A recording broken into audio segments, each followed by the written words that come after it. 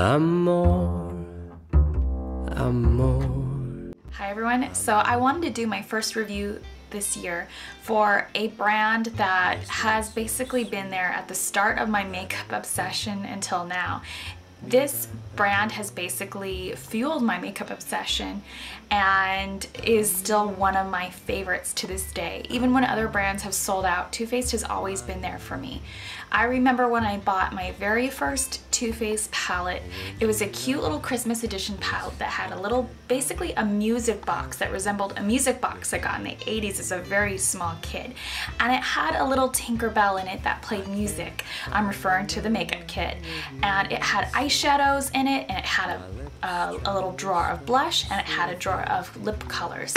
I basically used that palette entirely, completely through. One of my favorite products inside that little Too Faced music box was the blushes. That definitely started me off with my love of Too Faced blushes, and I have been collecting them since. Too Faced blushes have definitely changed throughout the years, and one of my favorite revolutions for Too Faced blushes is the Now. The Too Faced Sweethearts Perfect Flush blush, and it is their only baked blushes that they have made to this day, and I'm definitely in love with them. A lot of people believe that baked blushes are gonna be too glowy, going to be too sparkly. It really truly depends on the brand that you choose to purchase your baked blushes from, but a good brand, I believe, makes a good kind of like a baked matte satin blush. And I only have one shade so far, and this is the shade Something About Berry. I'll go ahead and open it for you. And what I love about this blush is I find that it has a combination of the other three blushes. It's completely what struck me about this blush. I noticed this shade up here totally reminds me of something I would find in the candy flush color. This totally reminds me of the Beach Peach, and this of course is the Something About Berry. Now this blush is described as a shimmering berry mauve, and I would never call it that because I'm so not into berry blushes. But then again, a lot of you who follow me know I'm not into cool tones.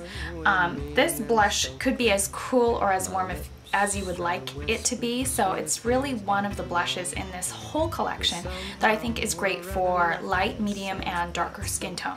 You might find if you have light skin, you're going to need to stipple this on with a very light hand. With a very light stipple brush, I recommend something like the e.l.f. stipple brush. You don't need to overspend in your brush collection. I already know that this is a lovely investment at $29, but it is very long wearing. It's not too glittery, and it's a perfect trio of baked color.